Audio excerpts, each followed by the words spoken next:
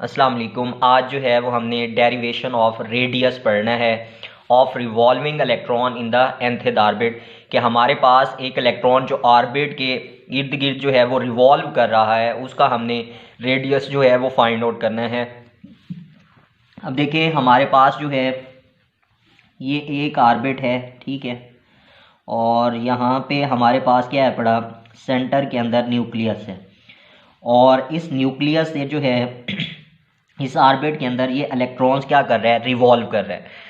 अब देखिए बोहर ने एक पास्टुलेट ये भी दिया था कि हमारे पास जो है electrons revolve in a circular orbits, electrostatic force between electron and nucleus provides the centripetal force, या फिर हम उसी को सेंट्रीफ्यूगल फोर्स भी कहते हैं। आप देखिए कि वो ये कहता था कि हमारे पास जो इलेक्ट्रॉन्स एक सर्कल में क्या कर रहा है, रिवॉल्व कर रहा है, तो हमारे पास जो इलेक्ट्रोस्टैटिक फोर्स ऑफ अट्रैक्शन है। अब इलेक्ट्रोस्टैटिक फोर्स ऑफ अट्रैक्शन क्या होती है कि ऐसी फोर्स जो आपके पास दो चार्जेस के दरमियान हो। तो आप यहाँ पे देखें आपके पास दो चार्जेस हैं, एक आपका इलेक्ट्रॉन है, दूसरा आपके पास क्या है, न्यूक्लियस है पड़ा। तो इलेक्ट्रोस्टैटिक फोर्स ऑफ अट्रैक्शन जो है बिटवीन टू चार्जेस, ये हमें प्रोवाइड करती है क्या, आपके पास सेंट्रीपिटल फोर्स जो है वो हमें प्रोवाइड करती है। अब आप देखें आपके पास जो है इस न्यूक्लियस से आपके पास सेंटर से इस इलेक्ट्रॉन तक ये जो आपका डिस्टेंस है पड़ा, ये आपके पास क्या है पड़ा, आर है पड़ा। अब उसके बाद देखें आपके पास ये जो इलेक्ट्रॉन इसके इर्द गिर्द रिवॉल्व कर रहा है, इसका मास आपके पास क्या है, एम है पड़ा। फिर उसके बाद जो है ये जिस वेलोसिटी के साथ यहाँ पे क्या कर रहा है, रिवॉल्व कर रहा है, वो आपके पास वेलोसिटी क्या है पड़ी, वी है पड़ी। अब देखें आपके पास सेंट्रीपिटल फोर्स जो है ये हमारे पास क्या है कि आपके पास ऐसी फोर्स है जो आपके पास किसी चीज़ को जो है वो क्या करती है, सर्कल में क्या करती है, उसको घुमाती है। तो हमारे पास जो है ये जो सेंट्रीपिटल फोर्स प्रोड्यूस हो रही है, ये आपके पास किस वजह से हो रही है, इलेक्ट्रोस्टैटिक फोर्स ऑफ अट्रैक्शन की वजह से। और इलेक्ट्रोस्टैटिक फोर्स ऑफ अट्रैक्शन क्या है, वो आपके पास ये दो चार्जेस हैं, एक आपका जो है वो इलेक्ट्रॉन है, दूसरा आपका क्या है, न्यूक्लियस है पड़ा। तो इन दो चार्जेस की वजह से जो फोर्स प्रोड्यूस हो रही है उसको हम क्या कह रहे हैं, सेंट्रीपिटल फोर्स, या फिर आप उसी को क्या कहते हो, सेंट्रीफ्यूगल फोर्स भी कहते हो। अब जो है यहाँ पे हमारे पास दो फोर्सेज हैं, एक जो है वो आपके पास इलेक्ट्रोस्टैटिक फोर्स ऑफ अट्रैक्शन है, ठीक है, दूसरी हमारे पास क्या आ रही है, सेंट्रीपिटल फोर्स आ रही है। तो आप देखें अगर मैं यहाँ पे लिखूँ कि हमारे पास जो इलेक्ट्रोस्टैटिक फोर्स ऑफ अट्रैक्शन है पड़ी, अब इसको मैं एफ ई से रिप्रेजेंट कर रहा हूँ, ये हमारे पास क्या है, इलेक्ट्रोस्टैटिक फोर्स ऑफ अट्रैक्शन है पड़ी। अब इलेक्ट्रोस्टैटिक फोर्स ऑफ अट्रैक्शन जो है अकॉर्डिंग टू कोलम लॉ अगर आप देखें तो वो आपके पास क्या होती है कि के, ये आपके पास Q1, ये आपके पास क्या आ गया, Q2 डिवाइडेड बाय आपके पास क्या हो गया, आर स्क्वायर हो गया। तो ये चीज़ जो है ये हमारे पास क्या है पड़ी, इलेक्ट्रोस्टैटिक फोर्स ऑफ अट्रैक्शन है पड़ी। अब यहाँ पे देखें मैंने आपको शुरू में यही बताया कि इलेक्ट्रोस्टैटिक फोर्स ऑफ अट्रैक्शन क्या होती है कि बिटवीन दी टू चार्जेस। तो यहाँ पे देखें आपका Q1 है, Q2, तो दो चार्जेस हैं। ये आपका Q1 जो है ये इलेक्ट्रॉन हो गया, ये आपके पास क्या हो गया, न्यूक्लियस हो गया। तो दो चार्जेस के दरमियान और फिर उनका क्या आ रहा है, रेडियस, जो आपका एक चार्ज से दूसरे चार्ज का डिस्टेंस है पड़ा, तो वो आपके पास आर आ गया, आर। उसके बाद देखें कि के आपके पास क्या है बड़ा, कांस्टेंट है। तो इस के की जो आपके पास वैल्यू होती है वो होती है 1/4 पाई एप्सिलॉन नॉट, ठीक हो गया। तो ये आपके पास क्या होता है, इस चीज़ के इक्वल होता है। तो आप देखें आपके पास जो आपकी इलेक्ट्रोस्टैटिक फोर्स ऑफ अट्रैक्शन है उसका फार्मूला कुछ यूं बन रहा है कि F E is equal to Q1, ये आपके पास क्या आ गया, Q2 डिवाइडेड बाय आपके पास क्या आ गया, 4 पाई एप्सिलॉन नॉट, और ये आपके पास क्या आ गया, आर स्क्वायर आ गया, ठीक हो गया। तो ये हमारे पास क्या आ गया, इलेक्ट्रोस्टैटिक फोर्स ऑफ अट्रैक्शन आ गई। अब आप देखें हम यहाँ पे जो है जो चार्जेस हैं हमारे, उनकी वैल्यूज़ को हम पुट अप करते हैं। तो आप देखें एक चार्ज जो है वो हमारे पास क्या है पड़ा, इलेक्ट्रॉन। तो आपके पास यहाँ पे क्या आ गया, ई, और ये उसके ऊपर चार्ज जो है वो आपके पास क्या है, नेगेटिव है।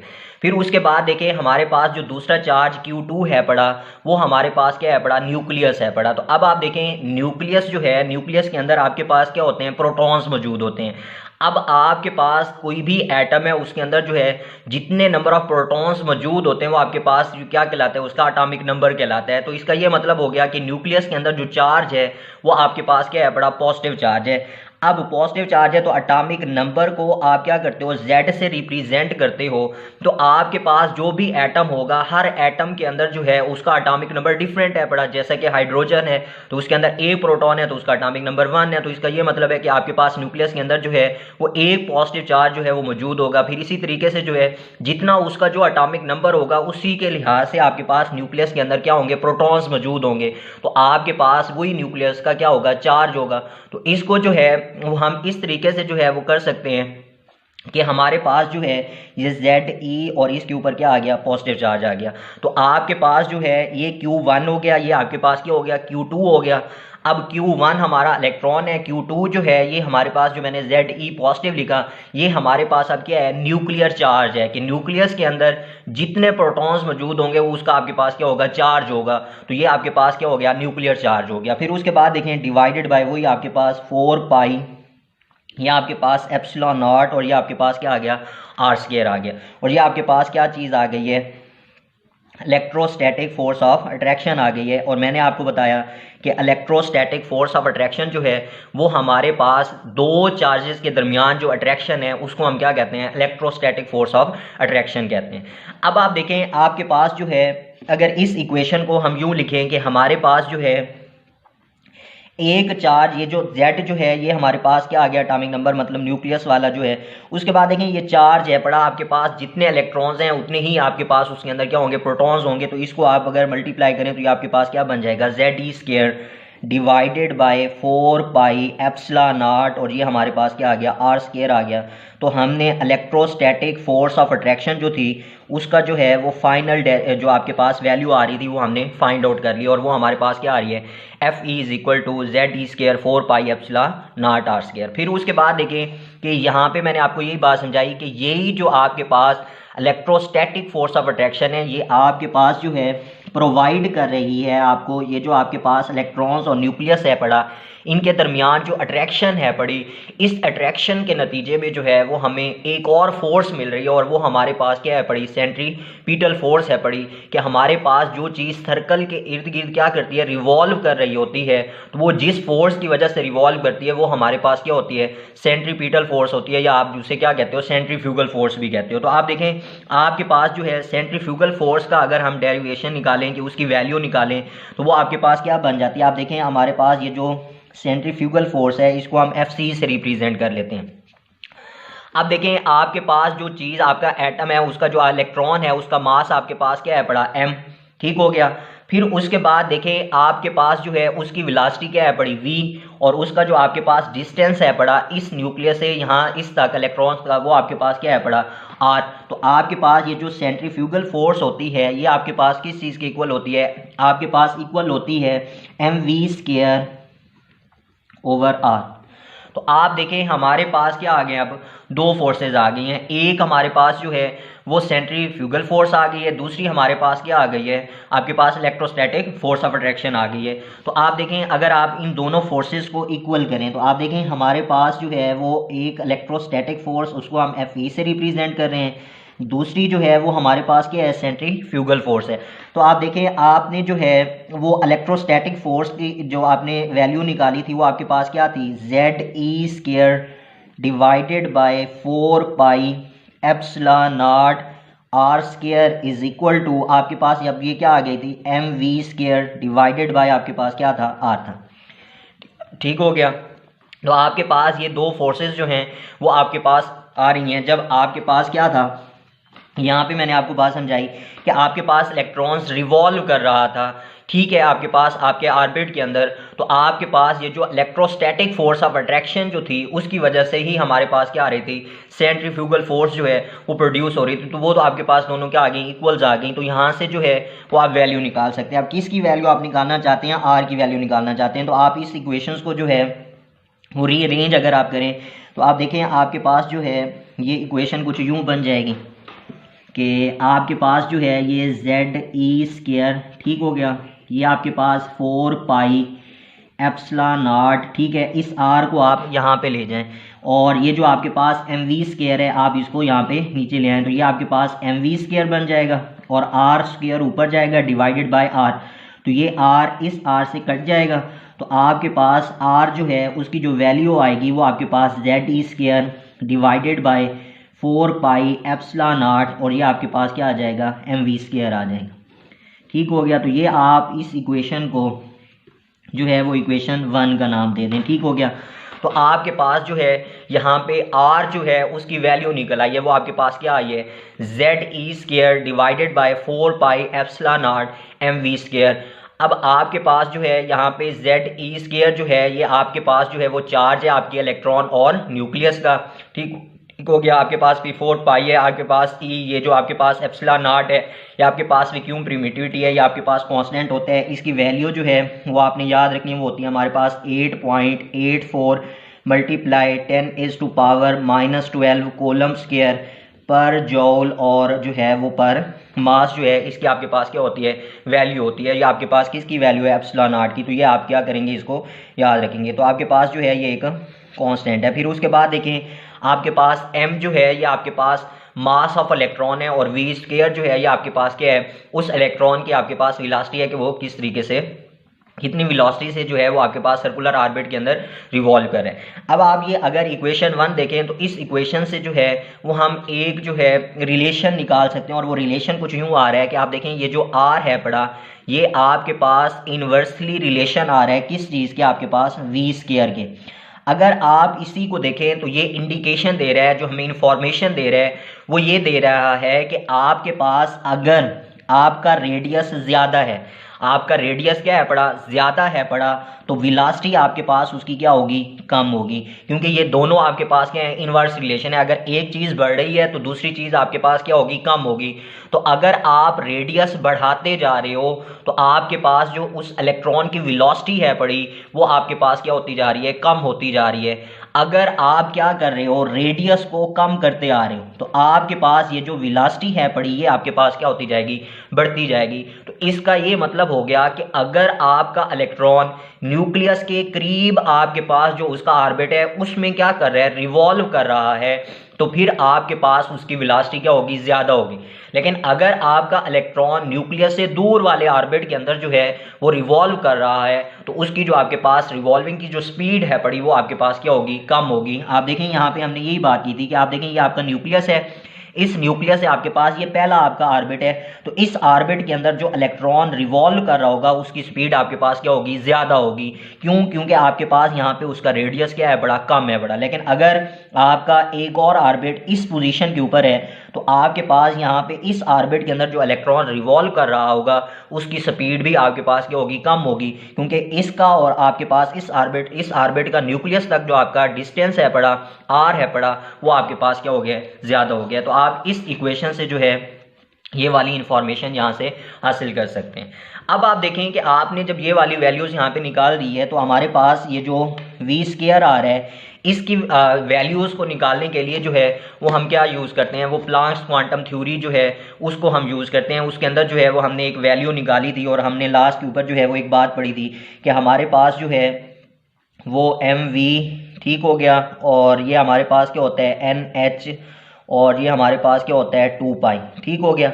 तो ये वाली वैल्यू जो है वो हमने एंगुलर मोमेंटम ठीक हो गया mvr is equal to nh/2 pi. और हमने ये बात की थी कि हमारे पास जो है ये जो हमारे पास न्यूक्लियस है, न्यूक्लियस के आपके पास जो है बाहर जो आपके सर्कुलर ऑर्बिट्स हैं पड़े ये जो रिवॉल्व हो रहे हैं इनके आपके पास क्या है एक फिक्स्ड एंगुलर मोमेंटम है, क्वांटाइज्ड एंगुलर मोमेंटम है। तो आपके पास जो है वो फार्मूला वहाँ से हमने क्या निकाला था mvr is equal to nh/2 pi. तो आप देखें आप यहाँ से जो है वो वेलोसिटी v की वैल्यू को क्या कर सकते हो फाइंड आउट कर सकते हो।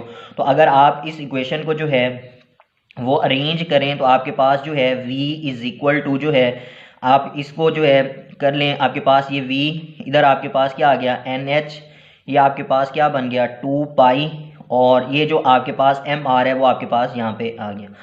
अब आप देखें इस इक्वेशन के अंदर क्या है पड़ा v² है पड़ा। तो अगर आप इसका जो है वो दोनों साइड से स्क्वायर ले लें तो आपके पास जो है ये इक्वेशन कुछ यूं बन जाएगी कि ये v² ठीक हो गया। उसके बाद देखें v² के बाद ये आपके पास n² बन जाएगा, ये आपके पास h² बन जाएगा, ये आपके पास 2 है तो ये क्या बन जाएगा 4 बन जाएगा, ये आपके पास π² बन जाएगा, ये आपके पास एम स्क्वायर बन जाएगा और ये आपके पास क्या आ जाएगा, आर स्क्वायर आ जाएगा। तो आपके पास ये जो आपने v की वैल्यू निकाली है इसको हम जो है वो इक्वेशन 2 का नाम दे देते हैं। तो आप देखें आपके पास वी स्क्वायर की वैल्यू यहाँ पे आ गई है। तो अगर आप यही वी स्क्वायर की वैल्यू इस इक्वेशन के अंदर क्या कर दें, पुट अप कर दें, तो आप देखें आपके पास जो है यहाँ पे मैं लिख देता हूँ कि हमारे पास ये जो आर था ये इक्वल था किस चीज़ के, आपके पास Z E square divided by 4 pi epsilon naught, ठीक हो गया, एम, और ये आपके पास क्या था, वी स्क्वायर। अब ये आपके पास इक्वेशन थी, ठीक है, इक्वेशन 1। अब इसके अंदर ये जो आपके पास वी स्क्वायर है इसी के अंदर आपने क्या करना है, इस वी स्क्वायर की ये वाली वैल्यू को पुट अप करना है। तो आप देखें यहाँ पे हम इसकी वैल्यू को पुट अप करते हैं। ये आपके पास Z E square divided by 4 pi epsilon naught, ये आपके पास क्या आ गया, एम, ठीक हो गया। यहाँ पे आपने वी स्क्वायर की वैल्यू को पुट अप करना है। तो आपके पास क्या है, एन स्क्वायर, ठीक हो गया, एच स्क्वायर, और उसके बाद डिवाइड 4 पाई, उसके बाद जो है वो ये स्क्वायर, ये आपके पास एम स्क्वायर, और ये आपके पास क्या आ गया, आर स्क्वायर, ठीक हो गया। अब आप देखें ये आपके पास डिनोमिनेटर के अंदर है तो ये ऊपर जाएगा। तो आपके पास जो है ये इक्वेशन कुछ यूँ बन जाएगी, जेड ई स्क्वायर, ठीक हो गया, जेड ई स्क्वायर आपके पास आ गया, डिवाइड आपके पास क्या आ जाएगा, 4 पाई एप्सिलॉन नॉट, और ये आपके पास एम, ये आपके पास ऊपर जाएगा तो ये यहाँ पे मल्टीपल होगा, तो वो आपके पास क्या बन जाएगा, 4 पाई स्क्वायर एम स्क्वायर, और आपके पास क्या हो जाएगा, आर स्क्वायर हो जाएगा।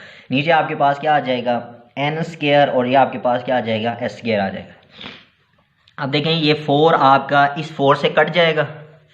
उसके बाद देखें आपका यहाँ पे पाई है तो इधर पाई स्क्वायर है तो ये भी कट जाएगा इससे। तो आपके पास जो है इधर एम है तो इधर आपके पास एम स्क्वायर है तो ये भी यहाँ से कट जाएगा। अब जब यहाँ से कटेगा तो आप देखें आपके पास जो है यहाँ पे इस तरीके से जो है वो आपके पास यहाँ पे एक आंसर आ रहा है। अगर हम यहाँ पे इसका आंसर यहाँ पे लिखें, ठीक है, अभी हमारे पास कम हो गई है, तो आप देखें ये आपके पास जो है ये वैल्यू कुछ यूँ आ रही है कि आर जो है वो हमारे पास इक्वल आ रहा है किस चीज़ के, जेड ई स्क्वायर, ठीक है, ये वाला जेड ई स्क्वायर, ठीक हो गया। नीचे आप देखें आपके पास क्या चीज़ बची हुई है, आपके पास वो वैक्यूम प्रिमिटिविटी जिसे आप एप्सिलॉन नॉट बुला रहे हो, ठीक हो गया, ये आपके पास ई नॉट बच गया। नीचे आप देखें आपके पास क्या है, एन स्क्वायर है, और फिर आपके पास क्या है, एच स्क्वायर है, और ऊपर देखें तो 4 आपके पास यहाँ से ये जो 4 है पड़ा ये 4 से कट गया था। आपके पास यहाँ पे पाई था, इधर क्या था, पाई स्क्वायर था, तो यहाँ पे आपके पास क्या चीज़ बची हुई है, पाई बचा हुआ है। फिर उसके बाद देखें यहाँ पे m था तो ऊपर आपके पास क्या था, m स्क्वायर था, ठीक हो गया, तो एक m भी यहाँ पे बचा हुआ है। फिर उसके बाद देखें आगे आपके पास क्या चीज़ आ रही है, r स्क्वायर बच रहा है यूँ। तो आपके पास जो है यहाँ पे जो आपकी वैल्यू आगे बची है वो आपके पास आगे बची है Z E square pi m r square divided by epsilon not an square और एच स्क्वायर। तो ये वैल्यू जो है ये हमारे पास आ गई, और इस इक्वेशन को हम इक्वेशन 3 का नाम दे देते हैं। अच्छा, अब आप अगर आप इस इक्वेशन को जो है वो अरेंज करें, आप देखें अरेंज किस तरीके से करें कि आपके पास ये आर और ये एप्सिलॉन नॉट, ये वाली जो वैल्यू है आप इसको यहाँ पे ले जाएं। अब आप मतलब इसको आप कहें कि वो एक ज़रब होती है जिसे आप ज़रब चीले पाए कहते हैं, तो आप ये इसके साथ मल्टीप्लाई यूँ करेगा, ठीक हो गया, और ये इसके साथ यूँ मल्टीप्लाई करेगा। तो आपके पास जो है ये epsilon not an square H square बन जाएगा, और ये आपके पास जो है यहाँ पे 1 है तो ये आपके पास जेड ई स्क्वायर, ये आपके पास पाई, ये एम, ये आपके पास क्या आ गया, आर स्क्वायर आ गया, ठीक हो गया। अब ये वाली चीज़ जो है वो आपके पास आ गई है। अब आप देखें कि आप इस इक्वेशन को मज़ीद करें, ये आपके पास ई नॉट, ये आपके पास एन स्क्वायर, ये आपके पास क्या हो गया, एस स्क्वायर, और इस वैल्यू को इसके नीचे ले आएँ तो आपके पास जो है ये जेड ई स्क्वायर, ये आपके पास पाई, यहाँ पे आपके पास क्या आ गया, एम, और यहाँ पे आपके पास क्या था, आर स्क्वायर, और ये वाला आर आप इसके नीचे ले आए तो आपके पास ये चीज़ आ गई। अब ये आर इस आर स्क्वायर से कट गया तो आपके पास आर की जो वैल्यू है वो आपके पास क्या आ रही है, एप्सिलॉन नॉट एन स्क्वायर, ये आपके पास क्या आ गया, एच स्क्वायर, और डिवाइडेड बाय आपके पास क्या आ गया, जेड ई स्क्वायर, और ये पाई, और ये आपके पास क्या आ गया, एम। तो आपके पास जो है यहाँ पे आपने आर का जो है वो एक और रिलेशन यहाँ से निकाला है, और इस इक्वेशन को जो है वो हम इक्वेशन 4 का नाम दे रहे हैं। अब आप देखें कि अगर आप यहाँ पे देखें कि आपके पास ये जो z है पड़ा, ये मैंने आपको बताया किस चीज़ को रिप्रेजेंट करता है, एटॉमिक नंबर को रिप्रेजेंट करता है। आप ये फ़र्ज़ कर लेते हैं कि हमारे पास ये क्या है, हाइड्रोजन एटम है, तो हाइड्रोजन के अंदर आपके पास हमारे पास क्या होता है, 1 होता है, तो आपका एटॉमिक नंबर 1 हो गया। तो आपके पास यही वाली जो वैल्यू है ये आपके पास चेंज हो जाएगी। ये देखें आर, इधर आपके पास एप्सिलॉन नॉट एन स्क्वायर, या आपके पास एच स्क्वायर डिवाइडेड, आप देखें जेड की जगह आपके पास 1 आ गया, तो ये चीज़ आपके पास ई स्क्वायर, और ये आपके पास पाई, और ये आपके पास क्या आ गया, एम आ गया। ठीक हो गया। तो ये इक्वेशन आपके पास यूं बन गई। अब इस इक्वेशन को अगर आप यूं देखें कि आर ये आपके पास एप्सिलॉन नॉट, ये आपके पास एच स्क्वायर डिवाइडेड बाय जो है वो आपके पास ई स्क्वायर, या आपके पास पाई एम, और ये आपके पास यहाँ पे क्या आ गया, एन स्क्वायर आ गया। ठीक हो गया। अब आपके पास ये वाला जो वैल्यू है ये सारा आपके पास क्या आ रहा है, कांस्टेंट फैक्टर आ रहा है। इसमें से एक तो आपके पास ये epsilon not vacuum permittivity constant है, एच आपका प्लांक्स कांस्टेंट है, आपके पास जो है ये चार्ज है पड़ा, ठीक है, जो हमने यहाँ पे देखा था कि एक चार्ज से दूसरे आपके पास जो है इलेक्ट्रॉन से न्यूक्लियस का जो आपके पास चार्ज था वो हो गया पाई हो गया, फिर उसके बाद एम जो है वो आपके पास मास है। तो आप जो है इसकी वैल्यूज़ को अगर आप क्या कर लें, कैलकुलेट कर लें, या आपके पास जो है वो कांस्टेंट फैक्टर है, तो हमारे पास यहाँ पे जो रिलेशन आ रहा है वो रिलेशन यूँ आ रहा है कि हमारे पास ये जो आर है पड़ा, ये हमारे पास डायरेक्टली रिलेशन है किस चीज़ के, एन स्क्वायर के। अब ये चीज़ हमें क्या बता रही है कि हमारे पास जो है जो रेडियस है पड़ा वो हमारे पास डायरेक्टली रिलेशन है किस चीज़ के, ऑर्बिट के। अब ये n जो है इसको हमने डिस्कस किया था कि ये हमारे पास क्या है पड़े, ऑर्बिट हैं, जो हमने बात की थी कि n जो है वो हमारे पास 1 हो सकता है, 2, 3 एंड 4, वो सारी हमने बात डिस्कस की थी जिसको आपने शेल्स का नाम दिया था। तो अब ये बात कह रहा है कि अगर आप जो है n की वैल्यू 1 पुट करें तो आपके पास जो है वहाँ पे रेडियस आपके पास जो है, अगर आपका ऑर्बिट जो है वो न्यूक्लियस के करीब होगा तो उसका रेडियस भी आपके पास क्या होगा, स्मॉल होगा। लेकिन अगर आपका जो है वो शेल दूर होता जा रहा है न्यूक्लियस से, तो आपके पास जो आर है पड़ा वो भी क्या होता जाएगा, बढ़ता जाएगा। अब आप देखें ये वाली जो वैल्यूज़ हैं पड़ी, इसको अगर आप इन सारी की वैल्यूज़ जो मैंने आपको बताई कि एप्सिलॉन नॉट की वैल्यू हो गई, प्लांक्स कांस्टेंट की होगी, ये सारी वैल्यूज़ जो है वो आप पुट अप करें तो आपके पास जो आंसर आता है वो आपके पास आता है 0.529 मल्टीप्लाई 10⁻⁴ जो है वो आपके पास -10 आ जाता है, या आप इसको जो है वो एंगस्ट्रॉम के अंदर भी लिख सकते हैं। तो आपके पास ये 0.529 और ये आपके पास क्या बन जाता है, एंगस्ट्रॉम बन जाता है। ठीक हो गया। तो आपके पास जो है 10⁻⁻10 मीटर जो होता है वो हमारे पास इक्वल होता है किस चीज़ के, 1 एंगस्ट्रॉम के।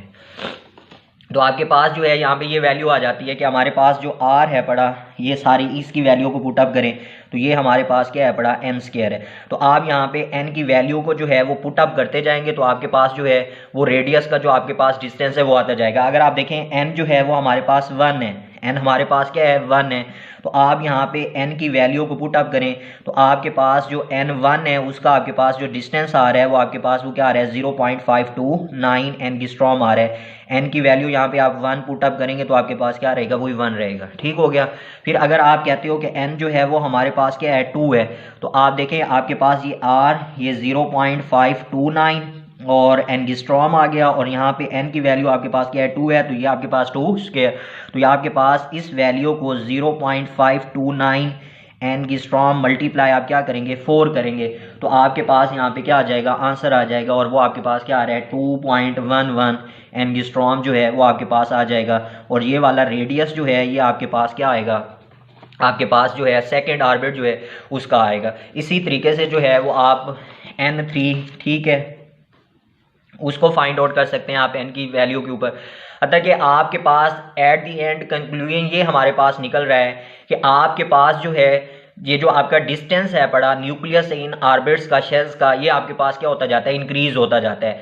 अगर आप पहले ऑर्बिट को देखें तो उसका आपके पास जो है वो आपके पास 0.529 आ रहा है, लेकिन फिर अगर आप n2 की बात करें तो आपके पास जो है वो 4 टाइम जो है वो न्यूक्लियस से अवे हो जाता है। फिर इसी तरीके से आप थर्ड के अंदर जाएं तो ये आपके पास 9 टाइम जो है वो आपके न्यूक्लियस से अवे हो जाएगा। फिर इसी तरीके से अगर आप n4 की तरफ जाएं तो आपके पास 16 टाइम जो है वो न्यूक्लियस से अवे होता जाएगा। तो आप जैसे जैसे न्यूक्लियस से दूर होते जाएंगे आपके पास रेडियस भी क्या होता जाएगा, बढ़ता जाएगा।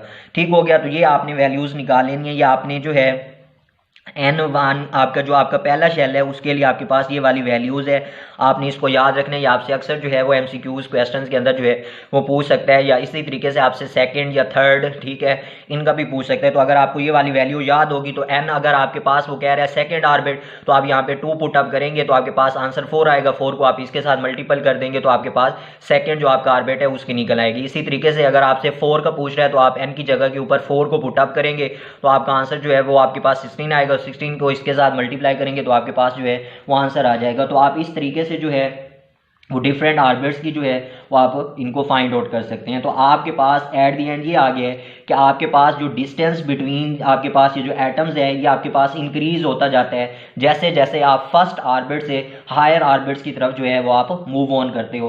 तो आप जब जो है मूव ऑन करेंगे तो आपके पास यहाँ से एक आप जो है वो इंक्रीजिंग ऑर्डर देख लें कि आपके पास R2 जो R2 माइनस R1 जो है ये आपके पास क्या होगा, लेस होगा। किससे? आपके पास जो है वो R3 माइनस R2 से, ठीक हो गया। और ये आपके पास लेस होगा किससे? आपके पास R4 माइनस R3 से, और ये आपके पास लेस होगा एंड सो ऑन। ये आपके पास इस तरीके से आगे चलता जाएगा। तो ये हमारे पास जो है रेडियस ऑफ आपके पास जो है वो हमने डेरिवेशन ऑफ रेडियस निकाला है, और इसकी मदद से जो है वो हमने दो बातें निकाली हैं। एक बात तो हमारे पास क्या थी कि एक बात हमने ये निकाली थी कि हमारे पास रेडियस जो है वो हमारे पास इन्वर्सली रिलेशन होता है किस चीज़ के, हमारे पास वेलोसिटी के। अगर आपके पास जो है आपका रेडियस है ज़्यादा होगा तो आपके पास ये जो वेलोसिटी आपके पास इलेक्ट्रॉन्स के रिवॉल्व करने की जो स्पीड है वो आपके पास क्या होगी, कम होगी। अगर हमारे पास रेडियस कम होगा तो फिर हमारे पास जो इलेक्ट्रॉन है